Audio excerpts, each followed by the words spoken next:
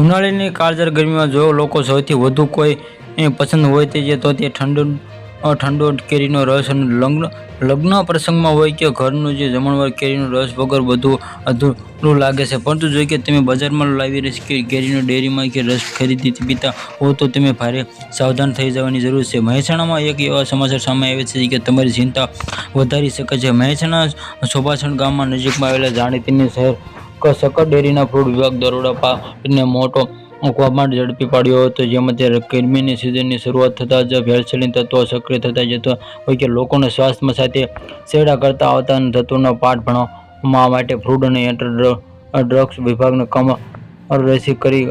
જેમાંથી મહેસાણાના સોબાસણ રોડ પર આવેલી સક્કર ડેરીમાં કડક વિભાગની ટીમ ઓછીથી તપાસ ધરાવતી. તપાસ થતાં જે અધિકારીઓ પણ ચોંકી ઉઠ્યા હતા. ડેરીમાં પરિસરમાંથી ફૂડ વિભાગ નિર્ણય મુજબ શંકાસ્પદ અને અખાદ્ય જપ્તો કર્યા છે. સ્થળમાં અંદાજિત 990 કિલો જેટલી અખાદ્ય અને સડી ગયેલી કેરીઓ મળી આવી હતી. ગ્રાહકને પીરસવા માટે તૈયાર રાખવામાં આવેલા 170 કિલો કેમિકલયુક્ત શંકાસ્પદ કેરીનો રસ ઝડપાયો હતો. આ સિવાય બાળકોના સ્વાસ્થ્ય માટે હાનિકારક અને 120 લીટર પેપ્સી પણ મળી આવી હતી. જેમાં વિભાગમાં 112 કિલોમાં જેટલા મુદ્દામાલ જપ્ત કરે છે, જેની કિંમત 58,000 આંકવામાં આવી રહી છે. ફૂડ વિભાગ દરમિયાન આવેલા પગલે મહેસાણાના આસપાસ વિસ્તારમાં ડેરી સંચાલનમાં તેમજ વેપારીઓનો ભારે ફફડાટ આવી રહ્યો છે. જે અધિકારીઓ જપ્ત કરેલા કેરીનો રસમાં લઈને તેમાંથી લેબોરેટરી ટેસ્ટ કરવા મોકલી આપવામાં આવે છે. ફૂડ વિભાગમાં મળતા રિપોર્ટમાં નેગેટિવ આવ્યા તેમાંથી અથવા હાનિકારક કેમિકલ જાણ કરવામાં આવી છે. જેની કાયદેસર સંચાલન કડક કાર્યવાહી કરવામાં આવશે. ગ્રાહક માટે લાલ બત્તી સમાન કિસ્સો બજારમાં મળતા કેરીનો ખંડ